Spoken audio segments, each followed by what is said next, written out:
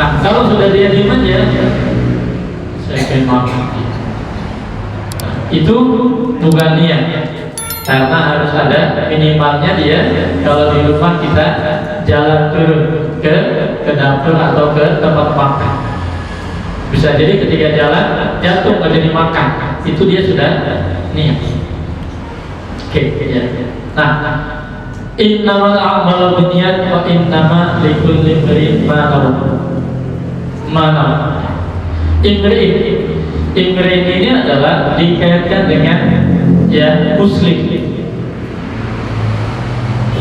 mukmin, karena yang dapat pahala adalah muslim. Lalu imrin menyangkut semuanya, laki-laki dan perempuan. Nawa ya, apa yang ditujukan, apa yang dimaksudkan, tujuan. Nah, mananya Pak bagian pertama ini? Kita lihat ya, selalu saya ada maknanya.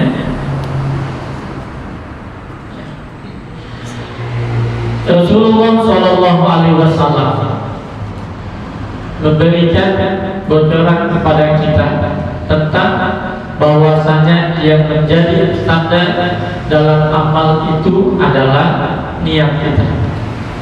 Sekaligus baginda Nabi Shallallahu Alaihi Wasallam mengingatkan kita untuk menjaga kedalaman hati, tidak hanya apa yang tampak, tapi hati kita.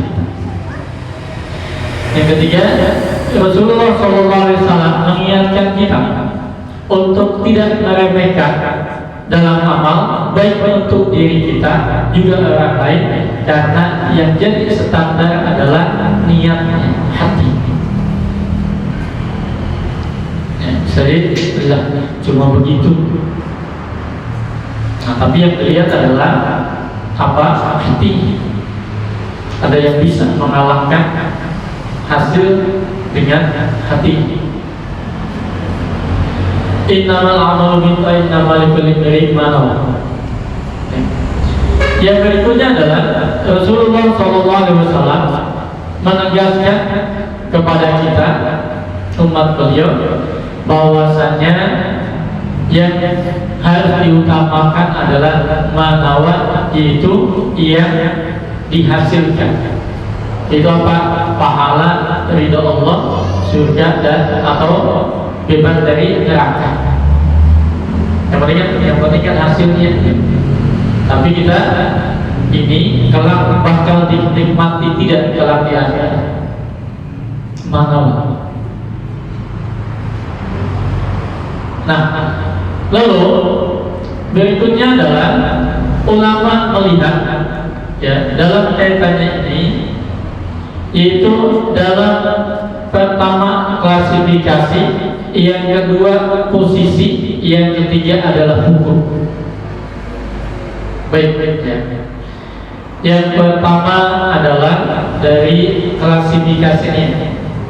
Maka ulama ada amal itu ada dua, ada amal al-qalb, ada amal al-jawari. Ya. Amal qalb ada tiga. Yang pertama adalah iman, klasifikasinya. Yang kedua adalah ikhlas. Ya. Yang ketiga ya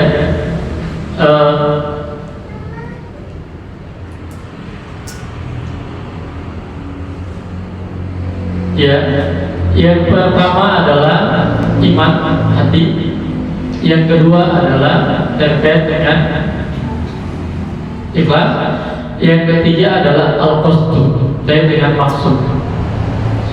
Yang pertama amal qalb, yaitu terkait iman, menyebabkannya tidak sah, tidak diterima amal bagaimanapun kalau hati pada iman berantakan.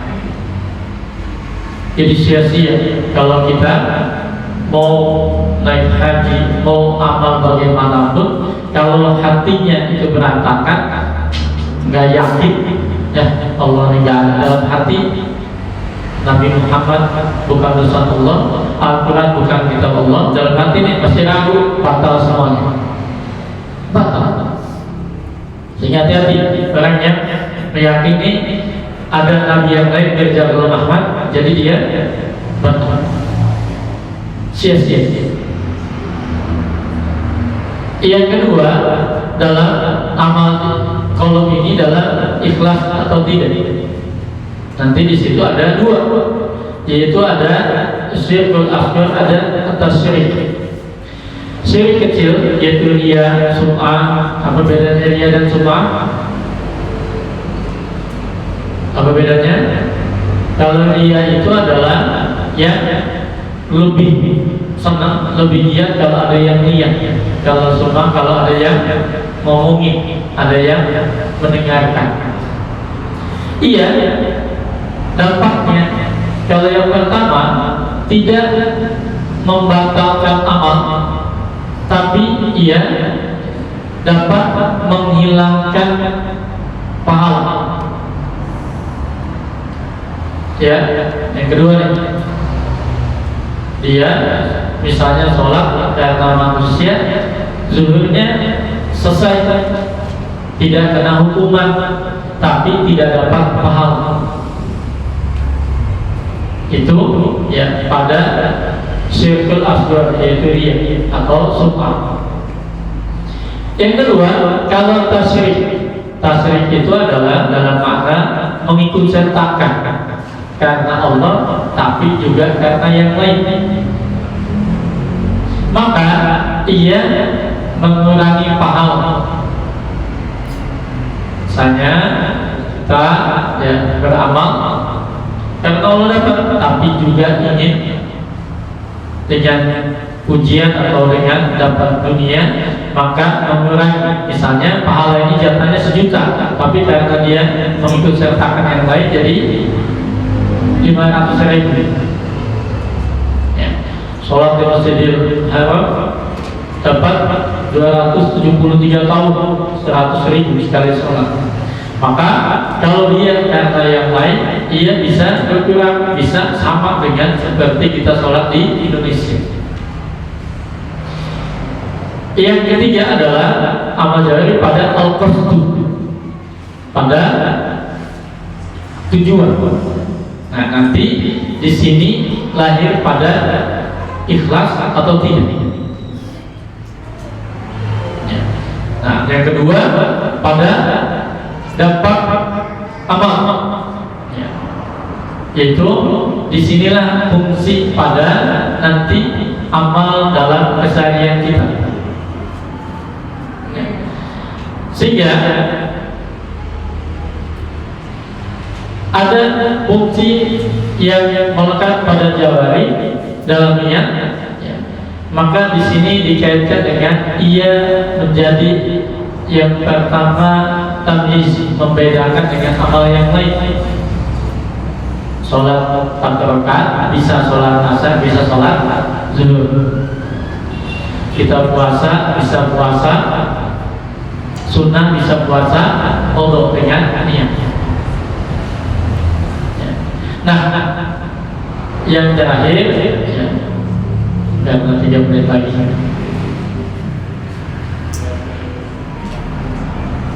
adalah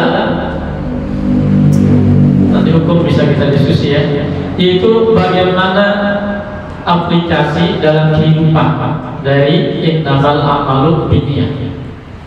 Saya ingin mengambil pada tadi bagian al-qasdu, yaitu kita bagaimana supaya dalam hidup kita ini bisa 24 jam berpahala, 24 jam bernilai ibadah.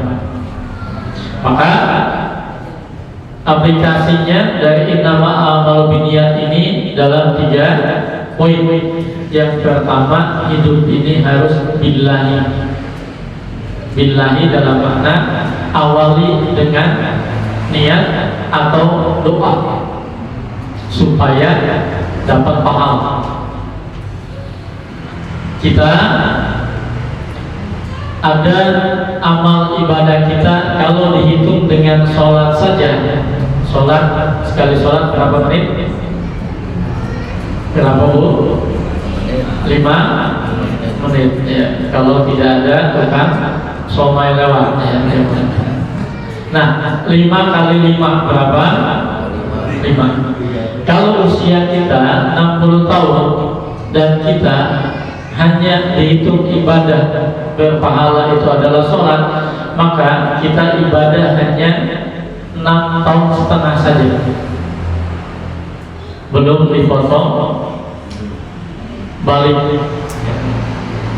15 tahun misalnya, lebih sedikit lagi. Tapi kalau kita dalam sehari tidur berapa menit? Berapa jam? 8 jam. Belum tidur lagi ngaji ya. 8 ya. Belum tidur lagi kerja. Kalau tidur kita 8 jam, maka usia kita 60 tahun, kita tidur itu adalah 20 tahun. 20 tahun tuh dipotong di kerja kita 12 jam, maka bisa 30 tahun itu. Sehingga pertanyaannya, bagaimana mengimbangi 6 tahun setengah itu kalau diterima semua dengan sisa dari 33 setengah tahun, sehingga adalah nilai semua dapat pahala. Maka kalau kita ya, harus ada, kalau kita ya mau tidur supaya tidur kita dapat pahala adalah minimalnya kita dengan membaca doa. Lalu latihan sertakan dengan ya Allah, mudah-mudahan setelah saya istirahat saya besok bisa mencari nafkah, jadi disambungkan dengan ya ibadah. Saya bisa sholat tahajud, sholat subuh dengan kres, dapat pahala. 8 jamnya itu adalah pahala. Bila kita kalau mau kerja, ingat 12 jam itu aset kita berapa? 25 tahun. Supaya dapat pahala adalah minimalnya kita doa mau kerja, Allahumma atau apa? Bismillahirrahmanirrahim, minimal tawakal Allah, la haula wala quwwata illa billah, maka semuanya kita berpahala.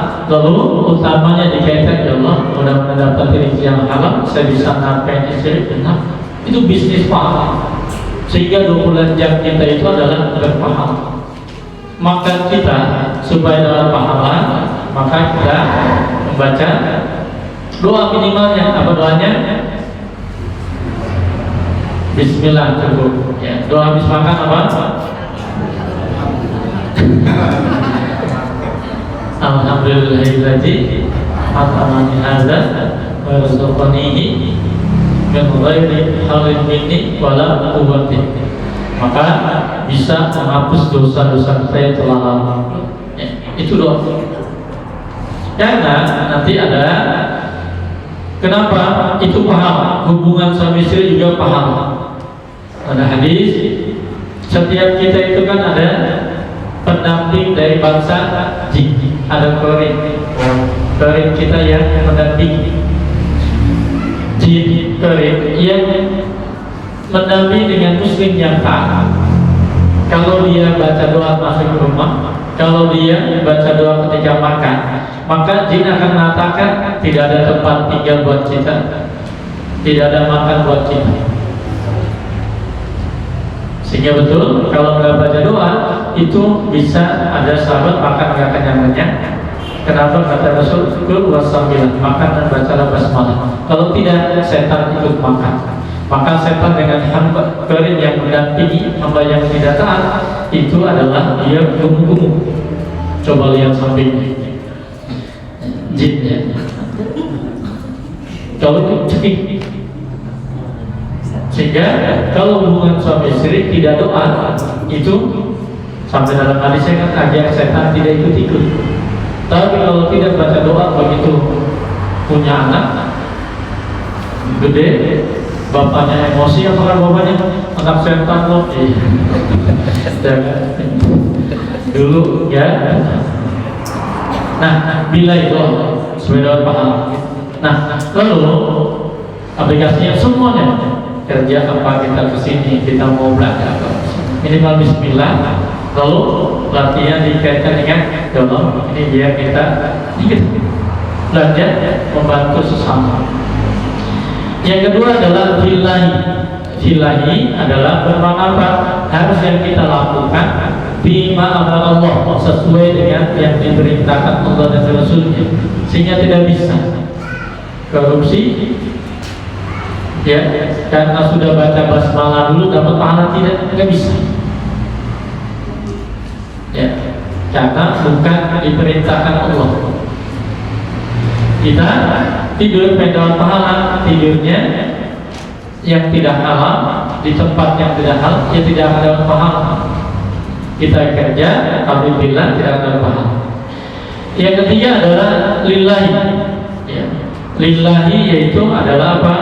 Kita supaya selalu mentasdik, memperbaharui ini sudah karena Allah, tidak.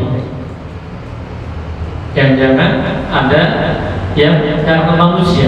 Langsung ketika itu kita istighfar, astagfirullah, kemarin saya kerja bakti karena anaknya PRW misalnya. Lillah. Saya kerja misalnya dapat uang karena pengen untuk beli ini itu biar bisa gaya istighfar.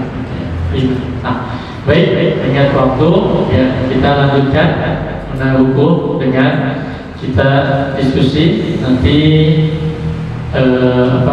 poin-poinnya insyaallah bagikan. Allah alam insyaallah.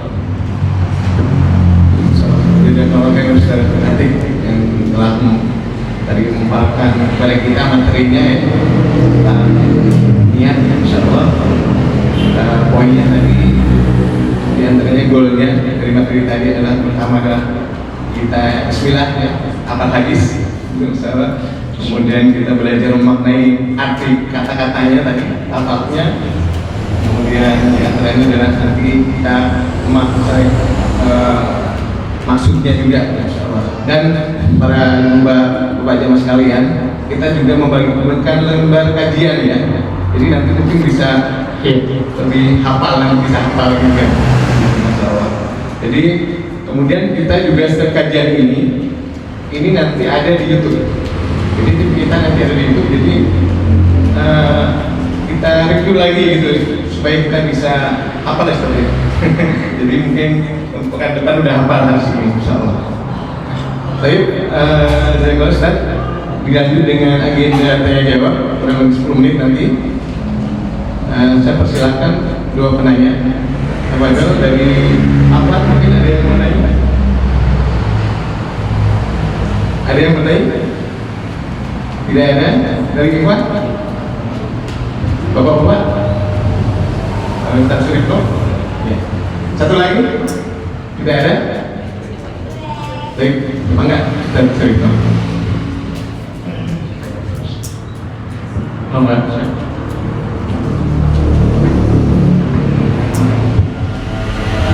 Assalamualaikum warahmatullahi wabarakatuh.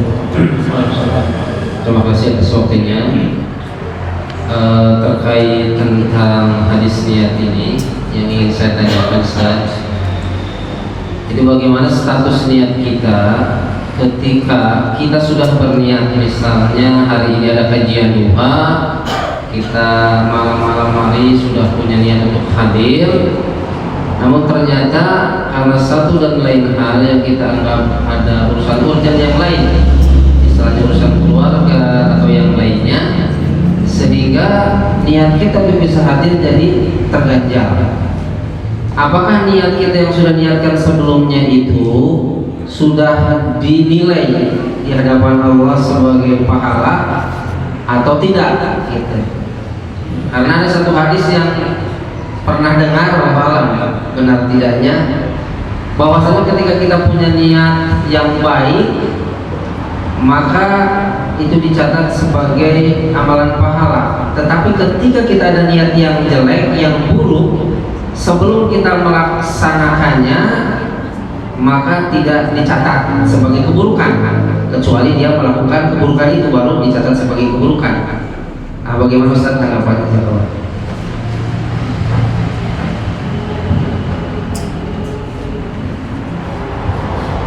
Baik ya, baik, yang pertama tentu kita melihat ini kemaharahman rahimullah, maha baik Allah, bahwasanya ya setiap kita meniatkan sesuatu, innamal a'malu binniyat, walaupun tidak jadi amal maka ia mendapatkan pahala dari niatnya itu.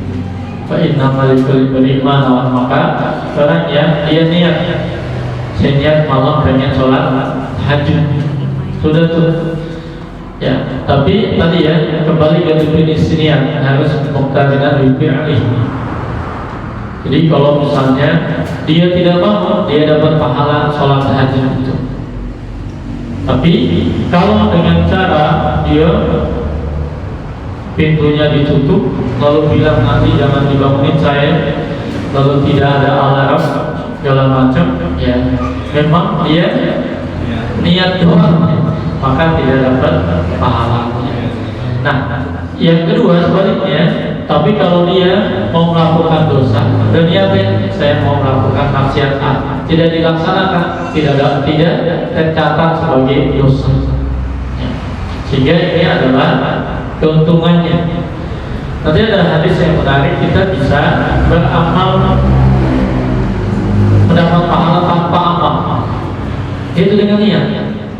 Nanti ada hadis yang menyebutkan manusia ada 4. Ada yang dapat harta, dia beramal. Yang keduanya dia nggak punya, miskin, tapi dia punya niat, saya pengen A, saya pengen B, dia dapat pahala yang sama. Ya. Ada yang ketiga nanti ya, ada yang dia ahli maksiat, dia melaksanakan. Yang keempatnya adalah orangnya dia nggak ada peluang itu, jadi dia, saya kalau punya jabatan saya mau saya habisin semuanya. Nah itu yang keempat, dia dapat dosa yang sama. Nah, sehingga di sini kita mengutamakan, dan itu nanti kita enak banget dong, itu hamba pilihan. Orang yang hanya yang memang hatinya bersih, baik, yang dia biasa melakukan amal, yang bisa punya harapan, keinginan, cita-cita kebaikan. Latihan terus, ketika lihat sesuatu langsung bawa ke ibadah. Nanti Allah, kalau saya punya dagangan, lalu saya bisa menjadikan ini sebagai adat tiap pekannya untuk sedekah, ketulusan. Nah, lalu yang berikutnya adalah kita semua dalam kehidupan kita ini dirangkaikan dengan tadi niat yang baik. Kalau kita ada orang yang masuk surga, dalam hadis riwayat Muslim, dia sedang senang-senang di surga hanya karena dia menyingkirkan dahan pohon yang jatuh. Ya Allah, saya singkirkan supaya kaum muslimin tidak terkena dengan bahayanya, karena itu dia masuk surga. Ya, jadi kalau kita misalnya punya air minum, ya Allah, saya tidak hanya dunia, saya dengan tujuan supaya ustadz-ustadz ini terhindar dari produk yang mendukung Israel misalnya, dan mahal menyelamatkan. Ya. Nah kita ya rugi karena ada kata Bismillahirrahmanirrahim. Di antara maknanya adalah bahwasanya kita menjalankan sesuatu bukan hanya ingin mendapatkan di dunia ar-Rahman. Kalau di dunia rahmat Allah pasti semua dapat Allah bagikan.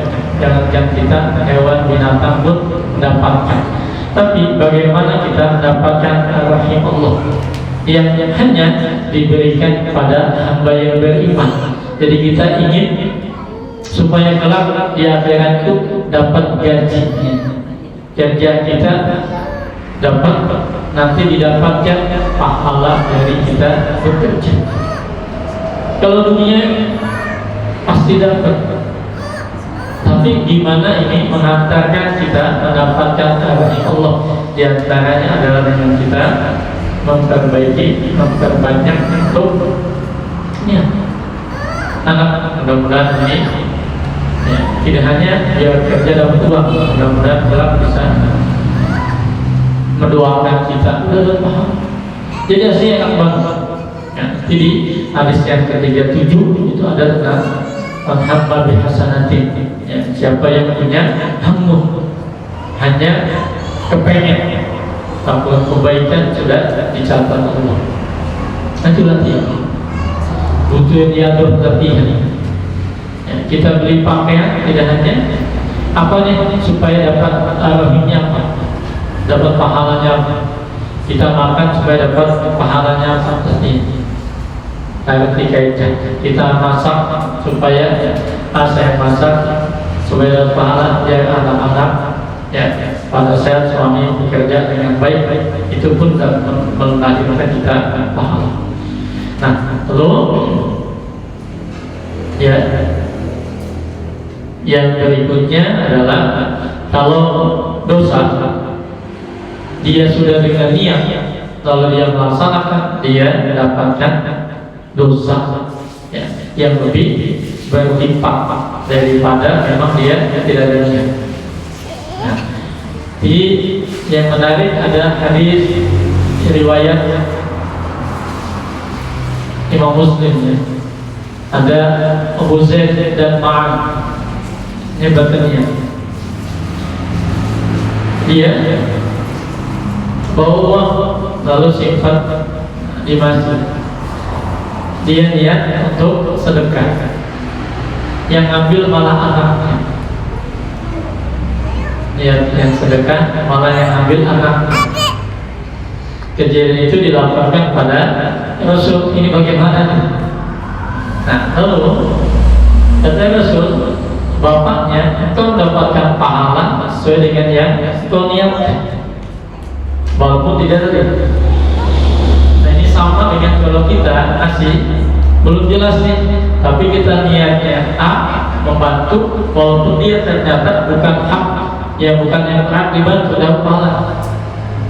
Kecuali kalau sudah tahu untuk menjauhkan dari kezaliman. Tapi anaknya yang ambil, dia berhak karena termasuk yang mustahil. Tidak hanya miskin dia yang ambil malah anaknya. Nah dia pun dapat pahala karena dia yang ambilnya adalah saya berhak, bukan dia tahu ini adalah uang bapaknya. Lalu yang paling penting terkait dengan hadis innamal niat adalah jangan sampai, harus hati-hati, yaitu seperti yang digambarkan dengan ada mujahid, ada ahli sedekah, ada ahli Al-Quran yang telah disebut kata dusta. Karena jihad ingin disebut sebagai pahlawan, karena dia sedekah ingin disebut sebagai dermawan, haji ingin disebut sebagai qari Quran, ahli baca Al-Quran, semuanya sia-sia. Jadi gak ada masalah, kita memang dalam hidup kadang digoda dengan adanya ria. Yang paling penting tadi di ujung, astagfirullah, tinggal istighfar, ya Allah ampun ya Mbak, kalau waktu saya ini dikatakan ada selain itu, nah maka fungsinya dia akan menghapus, melengkapi pahala, menghapus ya, yang menjadi penggerak daripada pahala kita itu karena yang lain. Nah, lalu ada juga yang terkait dengan pertanyaan tadi, ada hadis yang kenapa ada orang yang terbunuh juga masuk neraka? Ya, yang membunuh jelas, yang terbunuh. Kenapa? Karena dia duel, punya niat mau membunuh, tapi karena keduluan, maka itu sudah dengan dia melakukan, beda dengan tadi seperti ini. Karena udah kelahi. Kenapa dia masyarakat niat dia juga mau membunuh, tapi salah. Nah, ini juga bisa berdampak ya. Ketika kita misalnya mau ngambil sesuatu sudah jalan nih, nggak jadi, karena nggak ada. Nah, ini sudah bisa kita catat. Ya, kenapa? Sudah ada muqtarinan dipilih, sudah akan melakukan perbuatan itu. Semuanya poinnya selain ladang dua ya, ladang kita beramal yang lebih luas. Yang kedua adalah yang paling penting yaitu hati-hati beramal. Rugi banget kalau kemudian tidak dapat balasan. Seperti kita kerja bolak-balik BIC, udah capek, pasti tanggal jam 25 nggak dapat gaji, sedih. Kalau di dunia masih kita bisa minjem, masih kita bisa jual, tapi di akhirat susah, sudah nggak ada. Hati-hati ya. Maka di antara para ulama adalah ketika melakukan itu senantiasa Allahumma taqabbal, ya Allah terimalah amal. Dalam ingin menerima amal itu kita sama muhasabah. Kalau ada yang bukan karena Allah, ada karena syirik, ada karena dia, ampunkan. Supaya Pak dia bisa mendetek, menghapus ya, menggugurkan pahala. Baik ya, itu Allah Al-Ansar. Baik, yang terakhir